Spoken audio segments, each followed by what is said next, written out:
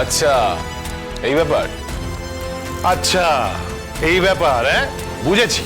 সকাল সকাল ছেলে আর মা মিলে বাবার লেগ পুল হচ্ছে তো।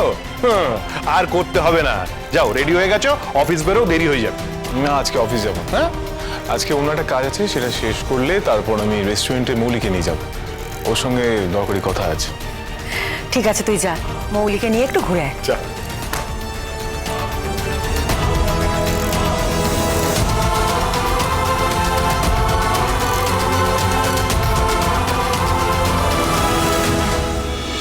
Good morning. Good morning.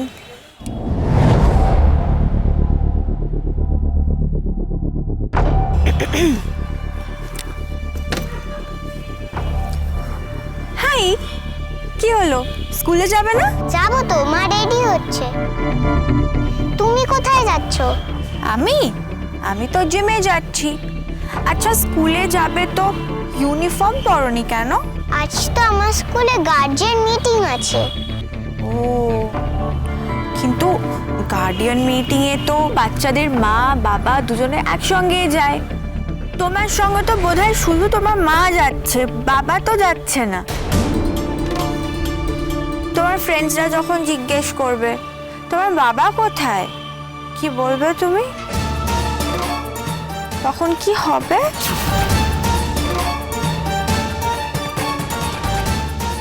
মামা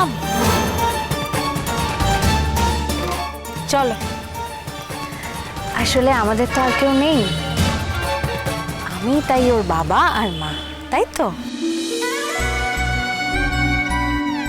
আর গার্জিয়ান মিটিংয়েও স্কুলে আমি একাই যাব। চলো, নাহলে দেরি হয়ে যাবে। আসছি মরবে।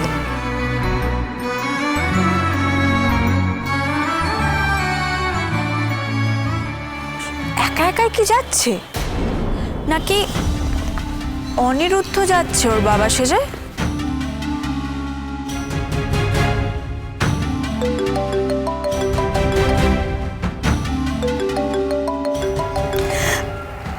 অনিরুদ্ধর ফোন। অনিরুদ্ধ, তুমি নিজের থেকে আমাকে ফোন করেছো? I can't believe this. বলছি শোনো, তুমি ফ্রি আছো?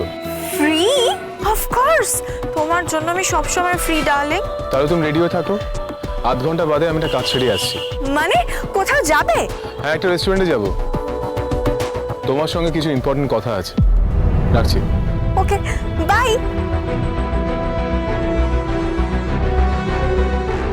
আমার মনে হয় আপনার মৌলি দিদিমণির সঙ্গে একটু খোলাখুলি কথা বলা উচিত। কিছু মনে করবেন না, আপনাদের তো বিয়েটা ঠিক হয়ে আছে, কিন্তু তাও আপনি যেন কেমন একটা এড়িয়ে যান। আর হয়তো ঠিক এই কারণের জন্যই মৌলি দিদিমণিও চান না যে আপনি আমার সঙ্গে কথা বলুন। আপনার তো মৌলি দিদিমণির দিকটাও একটু ভাবা উচিত। বানি, আপনি একটা কথা একদম ঠিক বলেছেন, মৌলির সাথে আমার খোলাখুলি কথা বলা উচিত।